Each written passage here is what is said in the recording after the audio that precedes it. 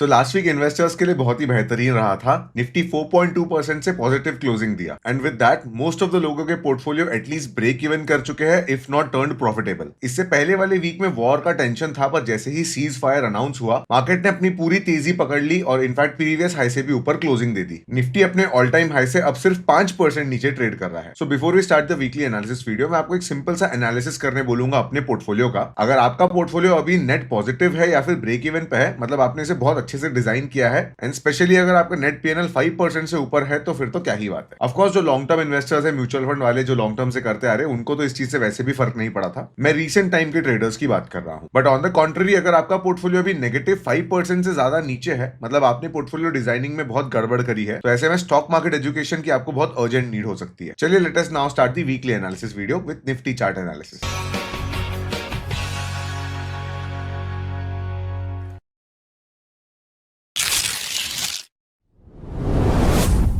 जैसा आप मेरे स्क्रीन पे देख सकते हो, निफ्टी ने लास्ट वीक में एक बहुत ही प्यारी मैराबूजो कैंडल बनाई है एंड 4.21% से हम लोग पिछले वीक के क्लोजिंग से ऊपर क्लोज किए हैं इस बार। ये एक पॉजिटिव रिवर्सल इंडिकेशन है। आप देख सकते हो 2024 के दिसंबर महीने के बाद में ये सबसे बड़ी वीकली क्लोजिंग आई है, which is a very good sign. अब अगर मैं 30 मिनट टाइम फ्रेम पे मूव करूं, तो हमें यहाँ पे कुछ इंटरेस्टिंग चीजें देखने मिलेगी। फर्स्ट ऑफ ऑल, एक चीज जो आपको सबसे पहले ध्यान में रखना है कि एक निफ्टी ने गैप अप दिया था। जो सीज फायर जैसे ही अनाउंस हुआ था, तो मंडे को market already gap up open हुआ था and that gap is already काफी वाइड। ठीक है, ये गैप अगर आप देखोगे तो 300 पॉइंट्स का एक बहुत बड़ा गैप है निफ्टी में। इसके बाद से निफ्टी भले ही प्राइस एक्शन के तौर पे हायर हाई क्लोजिंग दे रहा है। सो देखो, उससे पहले वाली वीक में हमने ये भी डिस्कस किया था, जब तक निफ्टी 23,850 के ऊपर है, हम बेरिश व्यू नहीं बनाएंगे। अब खैर फ्राइडे के बाद में मार्केट तो ऐसा खुला कि वो लेवल को कभी देखना भी नहीं पड़ा एंड ऊपर साइड पे अगर आप देखोगे तो ये लेवल हम पहले से प्लॉट करके रखे थे। निफ्टी ने 24,800 से 25,000 पे अच्छा खासा कंसोलिडेट किया and then finally weekly time frame पे इसके ऊपर में बेसिकली फ्राइडे के दिन एक क्लोजिंग भी दे दी। सो टेक्निकली निफ्टी ने अपना ये रेजिस्टेंस भी तोड़ दिया है और इसके ऊपर अब जो रेजिस्टेंस है वो 24,500 से 24,400 का जोन रहेगा। और उसके बाद तो सीधा ऑल टाइम हाई ही है, क्योंकि निफ्टी ने यहाँ पे भी एक गैप डाउन किया था हिस्टोरिकली। बेसिकली अगर निफ्टी अपना बुलिश मोमेंटम कंटिन्यू करता है, तो प्रीवियस ऑल टाइम हाई को विजिट करने के चांसेस काफी ज्यादा स्ट्रॉन्ग दिख रहे हैं। But for that Nifty needs to cover the gap of 25,800। और अगर हम डाउन साइड की बात करें तो देखो, इट्स वेरी सिंपल। पहले तो 24,300 की नीचे अगर क्लोजिंग होती है तो एक गैप फिलिंग हो जाएगी, और अगर 23,800 जो कि प्रीवियस वीक के लिए भी हमने एक लेवल शेयर किया था, इसके नीचे अगर मार्केट चले जाता है तो हम एक बेरिश व्यू कंसिडर करेंगे। सिमिलरली अगर हम निफ्टी बैंक या फिर बैंक निफ्टी का चार्ट देखेंगे, तो इसमें भी हमें कुछ ऐसी आइडेंटिफिकेशन मिलेगी। इनफैक्ट ये थोड़ा और इंटरेस्टिंग है। देखो, निफ्टी बैंक के चार्ट पे अगर आप ध्यान से देखोगे ना, तो इसने अपना एक न्यू रिवर्सल नहीं दिया है। बेसिकली ये पहले ही अपना ऑल टाइम हाई लाइक बना चुका था, थोड़े दिन पहले इसने ब्रेकआउट दिया था, फिर वो नीचे आया और अभी भी कोई न्यू हाई नहीं बनाया है। तो जब तक के 53,500 के ऊपर है तो कोई बेरिश व्यू नहीं बनेगा, और जब तक 56,000 के जब तक हम नीचे ट्रेड करेंगे, तब तक के हमारा कोई बुलिश व्यू नहीं बनेगा। इस रेंज के बीच में फिलहाल निफ्टी बैंक अभी कंसोलिडेट कर रहा है। अगर मार्केट में पॉजिटिव मोमेंटम आता है, तो अप साइड पे हमें अगला रेजिस्टेंस 56,970 का लेवल देखने मिलेगा एंड फॉलोड बाय 57,500 टू 700 का लेवल, क्योंकि ये फिबोनाची एक्सटेंशन से हमने प्लॉट किया है। तो ये तो थे इंडेक्स के कुछ इंपॉर्टेंट लेवल। ओवरऑल देखा जाए तो निफ्टी स्पेशली एक पॉजिटिव रिवर्सल दिखा चुका है और अभी हायर हाई फॉर्मेशन, मतलब एक बुलिश ट्रेंड में है। चलिए फटाफट ओपन इंटरेस्ट एनालिसिस कर लेते हैं।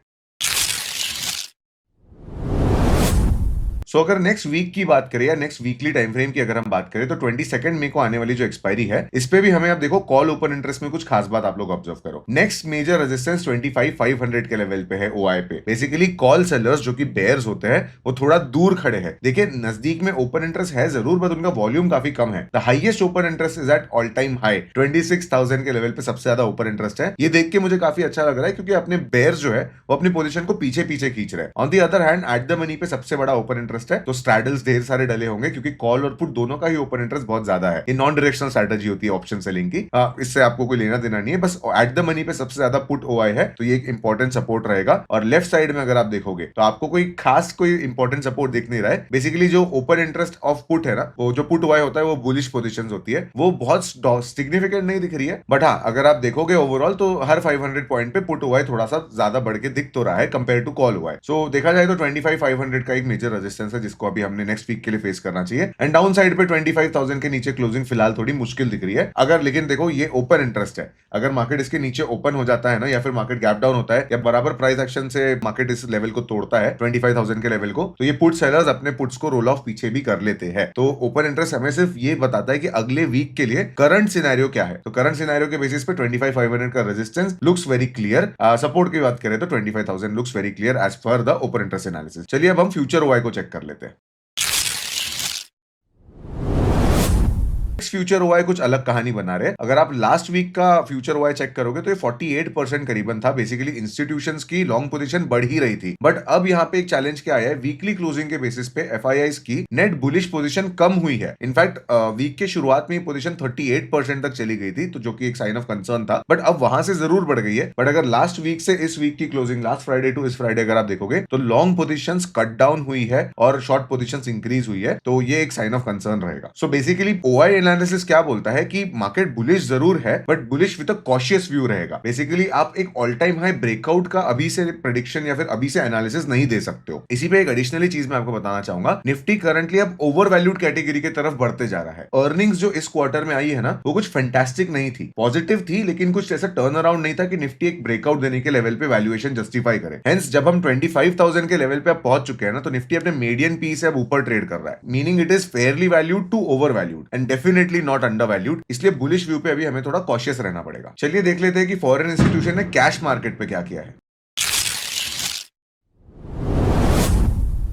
लास्ट वीक में एफआईआईज फिर भी नेट बायर्स थे, जो कि एक और पॉजिटिव साइन मैं कहूंगा।